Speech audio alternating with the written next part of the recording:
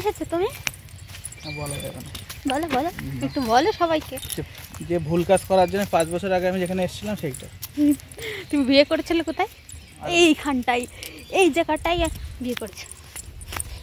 তাই বিয়ে পুরো যা ঘুরে দেখো, এখন কোনোরকম হয়ে গেছে।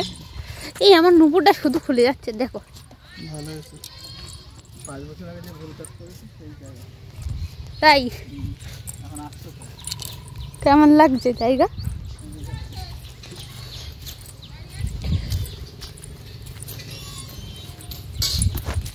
কি গাইস, তোমরা এখনও বুঝতে পারছো না হঠাৎ করে কোথায় চলে আসলাম, কেন আসলাম, কি ব্যাপার, কি কারণে আসলাম। তো অনেক প্রশ্ন তোমাদের মনে জাগছে। তো সব প্রশ্নের উত্তর তোমরা পেয়ে যাবে, পুরো ভিডিওটার সাথে থাকো আর দেখতে থাকো। চলে এসেছি মানে আমাদের ব্যস্ত ভিটে বাড়ি, যেখানে আমাদের গ্রামের বাড়ি, জন্মস্থান। তো সেখানে আজকে আমার দিদির মানে বার্ষিক একটা কালী পুজো মানসিক ছিল, বার্ষিক বলছি কেন, কালী পুজো মানসিক ছিল। তো সেটা দেওয়ার জন্যই মা চলে এসছে, আমরা সবাই চলে এসেছি আমাদের গ্রামের বাড়িতে। তো এই দেখো এখানে আলপনা দিচ্ছে, পাশের বাড়ি একটা। আর পুজোটা কিন্তু আমাদের ভিটে বাড়িতে হচ্ছে না, এটা আমার পিসির বাড়িতে হচ্ছে। তো এই যে আমার পিসির বাড়ি, তো এই পিসির বাড়ির এখানে পুজো হচ্ছে। পাশের বাড়ি একটা ভাই আলপনা দিচ্ছে, তো খুব সুন্দর আলপনা দিয়েছে। তো দিদির আইবুড়ো ভাত তোমরা তো দেখেছো, আইবুড়ো ভাত দিয়েছে। দিদির বিয়ে পরশু বিয়ে, আর কালী পুজোটা কিন্তু 2 দিন আগে হচ্ছে। তো যেহেতু মানত, সেহেতু বিয়ের আগে দিতে হয়। তো সেই কারণেই আমরা কিন্তু সবাই চলে এসেছি, কিন্তু মেজদি আসতে পারিনি, কারণ মেজদি রিসেন্ট মেয়ে হয়েছে, তো আসতে পারিনি, খুব মনটা খারাপ করছিল। এদিকে মা ফুল তুলছে, কারণ সন্ধে হয়ে আসছে, ঠাকুর আনতে যেতে হবে। এই দেখো সন্ধে হয়ে গেছে গাইস।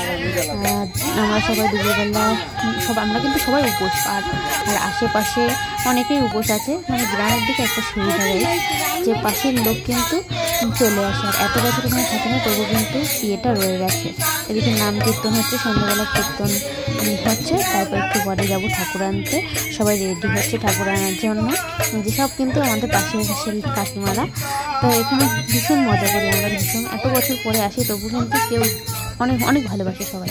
এদিকে পাশের বাড়ি একজন রান্না হচ্ছে, সবাই কিন্তু গ্রামের লোকজন মিলেই করে, মানে এদের কিন্তু কোনো স্বার্থ নেই। সত্যি কথা বলতে গ্রামের মানুষরা এমনই হয় গাইস, বিনা স্বার্থে আনন্দ করে সবাই কাজ করে, এটা আমার ভীষণ ভালো লাগে।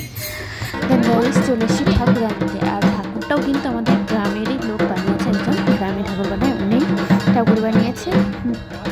তো ঠাকুর আনতে সবাই মিলে চলে এসেছি, তো বেশ মজা হচ্ছে। আর পাশের বাড়ি একটা ঠাকুমা আছে, ঠাকুমাটা অনেক কিছু জানে, অনেক কিছু। তো এই যে ঠাকুর নিয়ে সব এখানে প্রণাম ঠোনাম চলছে, বরণ চলছে। তো এক এক করে এবার আমরা সবাই প্রণাম করে নেবো, বরণ ঠরণ করা হয়ে গেছে। আমি কিন্তু খুব শর্টকাটে দেখাচ্ছি গাইস, তোমরা কিন্তু পুরো ভিডিওটা দেখো, কারণ পুরো ভিডিওটা বড় করে দেখাতে গেলে অনেক টাইম লেগে যাবে। প্রথমে বড়দি প্রণাম করলো, তারপরে মা প্রণাম করছে, আর তারপরে আমি করে নেব। আর যেহেতু পুজোটা আমাদের, তার জন্য ভাই ঠাকুরটা নিয়ে যাবে। এবার আমি মানে প্রণাম করব। আর আমার হাজব্যান্ড আসতে পারিনি, কারণ আমার শাশুড়িমার শরীর খারাপ, তার জন্য। মানে বুঝতে পারছো কত বড় একটা চাপ, কাল বাদে পরশু দিদির বিয়ে, আর বাড়িতে অসুস্থ সবাই, মানে কি বলবো আর। তো গাইস এবার ঠাকুরটাকে নেওয়া হচ্ছে, আর সত্যি মানে এত মজা পেয়েছি, মানে ভীষণ ভালো লাগছিল ঠাকুর আনতে আনতে যেতে। এই প্রথমবার বোধহয় পুজোর কাজ এতভাবে করছি, আমি জীবনেও কিন্তু পুজোর কাজ করিনি কখনো। আমার বাড়িতে বার্ষিক পুজো হয়, কিন্তু আমি তবু কখনো পুজোর কাজ করিনি। তো দিন ঠাকুর নিয়ে চলে এসে, আর আজকে কিন্তু আমরা সবাই উপোস, আমার দিদি, মা, আমি, তারপরে পিসিরা, আশেপাশে অনেকে, এরাই সবাই উপোস, সবাই মিলে উপোস করছে, খুব মজা হচ্ছে। আমি কিন্তু জীবনেও কখনো উপোস করিনি। তো দেন ঠাকুরটা এনে আসনে বসিয়ে দেওয়া হলো, মানে মেন জায়গায় কিন্তু এখনও বসানো হয়নি, আগে এখান থেকে বরণ হবে, তারপরে মেন জায়গায় উঠবে ঠাকুর। তো এদিকে দেখো নাম কীর্তন এখনও চলছে, এবার ঠাকুরের বরণের পালা। এই ঠাকুমাটা ভীষণ এক্সপার্ট, ভীষণ।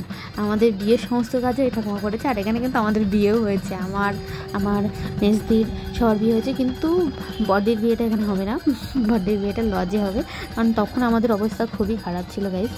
তো আমরা মানে খুবই অবস্থা খারাপ ছিল, সেই কারণে কিন্তু খুবই ছোটোখাটো করে আমাদের বিয়েটা হয়েছিল, এখানে হয়েছিল, প্রায় ঠাম্মার বাড়ি, পিসির বাড়িতে হয়নি, দাদুর বাড়িতে হয়েছিল, মাঠের ওখানটায়, তখন যে বাড়িটায় বসেছিলাম, তা ওইটা সে বাড়িতে হয়েছিল। আর দিদির বিয়েটা কিন্তু আমাদের মৎস্যলন্দপুর লজেই হবে। তো তোমাদের সবার নেমন্তন্ন রইল, চলে আসবে। তো গাইস এখন কটা বাজে জানো? তোমার চোখ মুখের অবস্থা থেকে বুঝতে পারছো কটা বাজতে পারে, 1টা বাজে। তো পুজো এবার শুরু হবে। 12টা পার হয়ে 1টা বাজে বলছি কেন, 12টা পার হয়ে গেছে, দেরি হয়ে গেছে গোছাতে। তো আমি সমস্ত কিছু গুছিয়ে দিয়েছি, আমি কিন্তু কিছুই জানতাম না, তবে ব্রাহ্মণ দাদুর কাছে শুনে শুনে সবটা গুছিয়ে দিয়েছি। আর পাড়ার সবাই মিলে ঠাকুরের ভোগ ঠোক রান্না করে নিয়েছে। এবার পুজোও শুরু হয়ে গেছে, মানে গোছা হয়নি তো সেই জন্যে একটু লেট হয়ে গেছে পুজোয় বসতে। তো এই ঠাকুরমশাই দেখছি, ঠাকুরমশাই কিন্তু আমাদের বিয়ে পড়িয়েছে, আমার মেজদির সবাই কিন্তু বিয়ে পড়েছে। বাট দুঃখের বিষয়ে দিদির বিয়েটা পড়াতে পারবে না। তো দুটো ব্রাহ্মণ চলে এসছে কিন্তু। তো এদিকে আরতির মানে প্রদীপ জ্বালিয়ে সবাই তাপ হয়ে গেছে। তা এবার হলো মানে এই দাদুটা আমাদের বিয়ে পড়েছিল, আর এইটা ইনি ছিলেন না, কিন্তু কালী পুজোয় নাকি দুটো ব্রাহ্মণ লাগে, একজনে হয় না।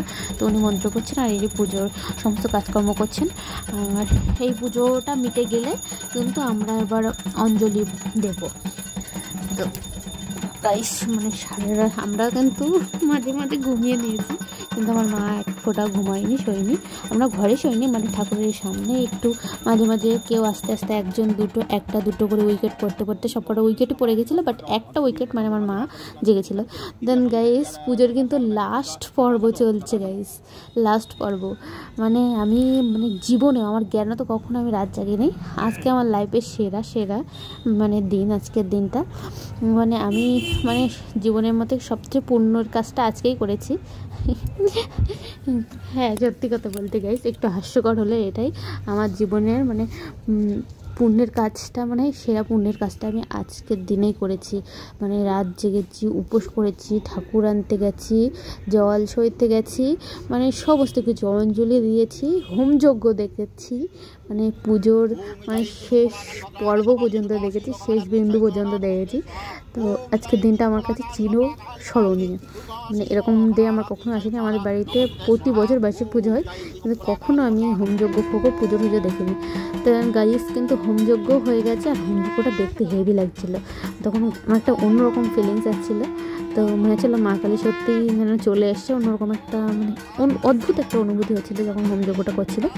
তো যাই হোক, এখন পুজোর শেষ পর্ব চলছে, পুজো প্রায় শেষ, ভোর হয়ে এসছে। এবার ঠাকুরের ফটফট নড়িয়ে দিয়ে, সিংহাসন নড়িয়ে দিয়ে তারপরে কিন্তু ভোরের আলু ফোটার আগে ঠাকুর বিসর্জন দিয়ে চলে আসতে হবে। তো গাইস ভিডিওটা এই পর্যন্ত, আর বেশি বাড়ালাম না, কারণ এবার শুধু লম্বা ঘুম হবে। কি বলবো, সারা দিন রাত উপোস করে আর শরীর চলছে না। তো দেখতেই পাচ্ছ পুজো কমপ্লিট। পুজোটা তোমাদের কেমন লাগলো অবশ্যই কিন্তু কমেন্ট করে জানাবে। ভালো লাগলে একটা লাইক করে আমার চ্যানেলটি সাবস্ক্রাইব করে দিয়ে দিই।